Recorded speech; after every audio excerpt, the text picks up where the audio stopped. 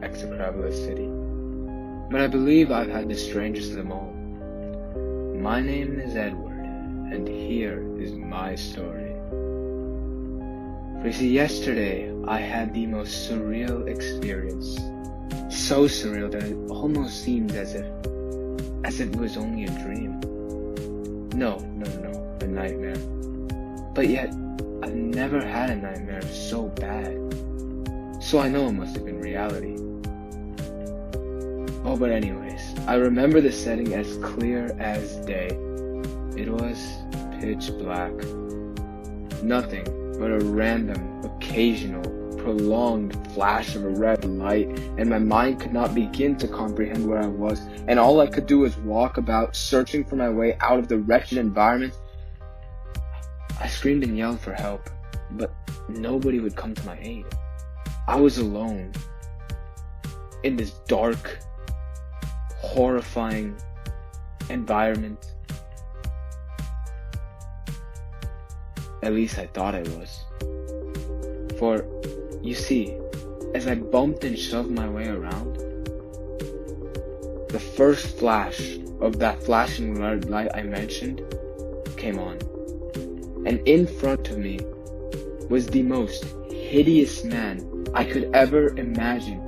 Nay, I can't even call him a man, he was a beast. You see, he stared at me with his hideous black eyes, and all I could think about was, oh, how horrifying this fellow was. His nose was far too crooked, and his mouth far too large, and that large, ugly mouth gaping at me as if I were the ugly beast, and oh, I covered my eyes. But so did the beast, and as I ran away from it, it ran away from me. Strange, I thought. Why would the beast run away from me? Was I so ugly that a beast such as that one would run from me? Oh, I had to get out of this environment. I could feel it getting warmer and mustier, as if I were locked in a room with no escape. Yet, something about this was just too strange. I yelled again for help, but once again nobody came to my aid. I was alone. Well, with the beast, of course. But wait, where was the beast? I was worried, but then suddenly the red light flashed again, and once again I saw the beast in front of me, and it stared at me with its self-loathing black eyes as if it could not bear to live with itself, the sorrow that projected from its horrid black eyes. It spoke of rejection, of humiliation, but most of all, depression. It was almost as if I could see the pain this beast had gone through, as if I'd experienced what the beast had experienced, and gosh, I sympathized with the beast, even though I knew I shouldn't, but I did regardless. I turned my back on the beast, giving it the opportunity to do its worst, for I wanted to help the beast. But there was nothing I could do, for I was just as depressed as it was. You see, if I tried to comfort it, I would fail, as my own sadness, my own despair would only bring us both down. And you may be wondering, why, Edward? Why would you sympathize with such a monster? Why would I possibly want to help it? But you see, after looking at it, after I saw it, I saw no point in life and decided that perhaps the beast would be happy with killing me. I had given up at this point. I was alone in this area. I was alone. No one was coming to rescue me, and I'd just come to terms with it. And looking at the beast, I could tell it felt trapped in this environment as well. It definitely didn't want to be here. Yet, why were we both here? So I decided at least one of us could be happy. So with my back turned on the beast, I awaited my fate. I waited to be shredded to pieces, yet that red light that had illuminated the beast just moments ago disappeared ever so suddenly. And when I turned around, the beast had disappeared as well, slinking back into the darkness it had come out of. Now saddened and dejected, I thought to myself, what was the point? I became content with being stuck in what seemed like eternal darkness. Nobody was coming to save me. All desperation had left me, and I was resolute with being alone with the beast. I sat on the ground and awaited my imminent death. Then for a third time, the red light came on. In front of me was the beast again, but this time, it was seated in front of me, staring back at me with its wretched black eyes, almost as if it wanted me to end its life.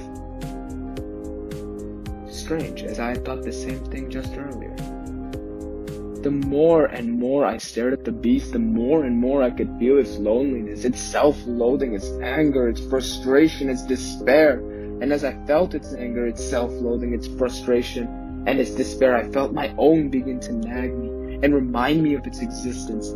I opened my mouth to say something, but so did the beast. So I decided to let the beast speak first. But it appeared as if the beast wanted me to speak first, and it simply stared at me expectantly, just as I did to it. I scoffed, and so did the beast. We both looked at each other with knowing eyes, understanding that we were on the same exact wavelength.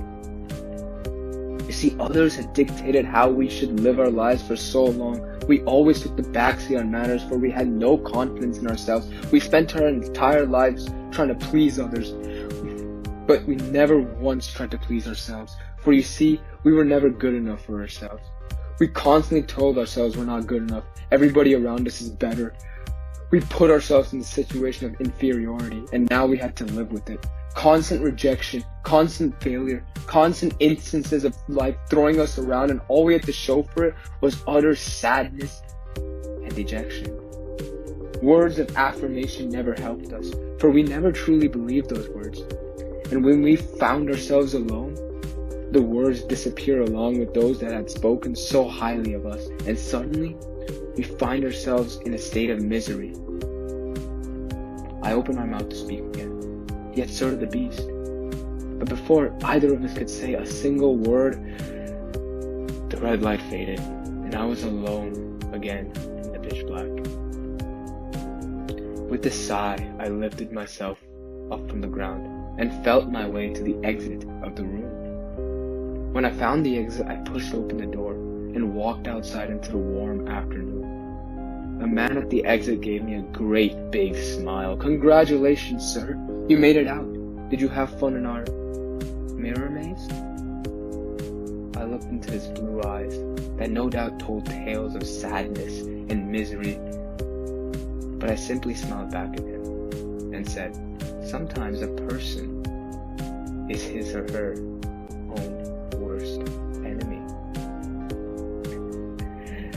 As the man's composure changed into one of pure confusion, I chuckled and walked away from the mirror maze, making my way towards the carnival's haunted